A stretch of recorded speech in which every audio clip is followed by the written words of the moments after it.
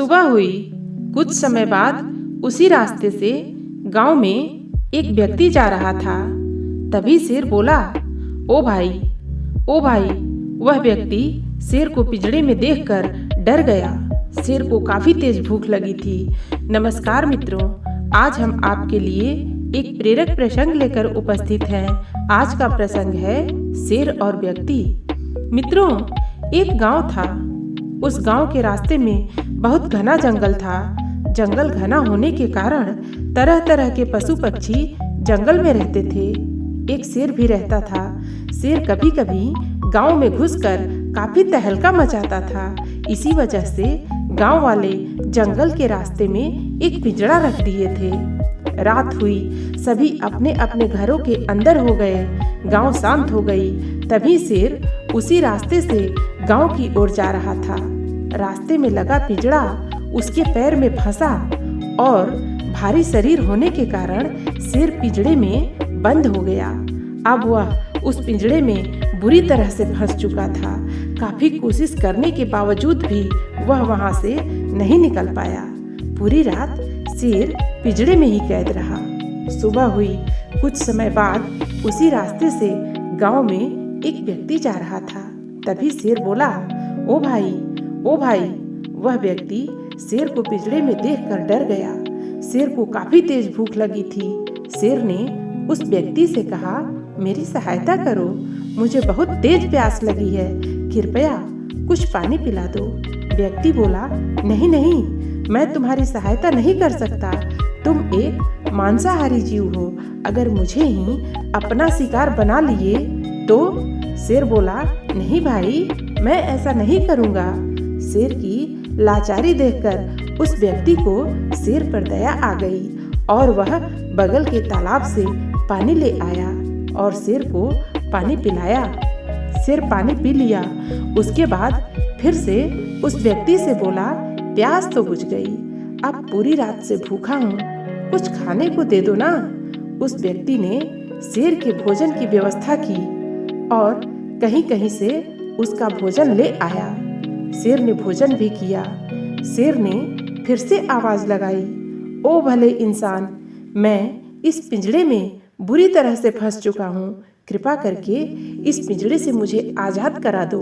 वह व्यक्ति बोला, नहीं नहीं, मैं तुम्हारी और सहायता नहीं कर सकता। तुम एक मांसाहारी जीव हो। पिंजड़े के बाहर आते ही तुम अपने रूप में आ जाएगा। शेर बोला, मैं तुम्हें कुछ नहीं करूँगा, तुम्हारे परिवार को भी कोई नुकसान नहीं पहुँचाऊँगा। वह व्यक्ति उसकी बात मानकर पिंजड़ा का दरवाजा खोल दिया और शेर बाहर आ गया।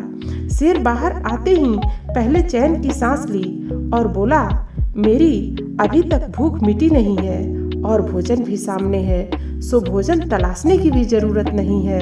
अब झट से तुझे अपना शिकार बना लेता हूँ। इतना सुन वह व्यक्ति डर से कांपने लगा और बोला, तुम बेईमानी नहीं कर सकते। तुमने पहले ही बोला था कि मैं तुम्हें नहीं खाऊंगा और तुम्हारे परिवार को भी नुकसान नहीं पहुंचाऊंगा, तो अब ऐसा क्यों कर रहे हो? शेर बोला, मैं प्राणी ही उसी तरह का हूँ, मुझे बहुत जोर से भूख लगी है, तो अब कुछ नहीं। संजोग से ये सब घटना पास के एक पेड़ पर बैठे बंदर देख रहा था। शेर और उस व्यक्ति में बहस चल रही थी। तभी बीच में से बंदर बोल पड़ा, क्या बात है, क्या बहस हो रही है? उस व्यक्ति ने बंदर को सारी बात बताई। बंदर बोला, अच्छा तो ये बात है। वैसे मुझे एक बात समझ नहीं आई, इतना बड़ा शेर उस छोटे से पिंजरे में कैसे आ सकता है? नहीं नहीं, ये नहीं हो सकता। शेर को अपनी बेइज्जती होते देख रहा नहीं गया और शेर बोला, ये पंडित ठीक कह रहा है, मैं इस पिंजरे में पूरी रात कैद था। बंदर बोला, मैं कैसे यकीन करूं? शेर बोला, मैं अभी दिखा देता हूँ इस पिंजरे में फिर से जाकर। और इतना कह शेर फिर से उस पिंजरे में चला जाता है और पिंजरा का दरवाजा बंद हो जाता है। और उसके बाद शेर बोला, देखो इसी तरह पिंजरे में था।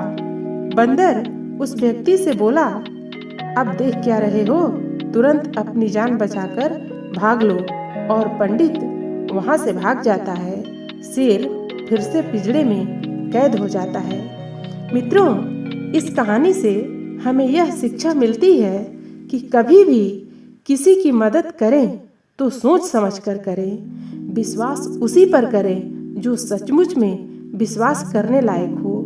बहुत से लोग सच बोलने का दिखावा करते हैं और सामने वाला व्यक्ति उन पर पहली बार ही भरोसा कर लेते हैं। ऐसे दुष्ट लोगों से दूर रहने में ही भलाई है। मित्रों, कहानी कैसी लगी? कहानी यदि अच्छी लगी तो चैनल को सब्सक्राइब जरूर कर देना। धन्यवाद।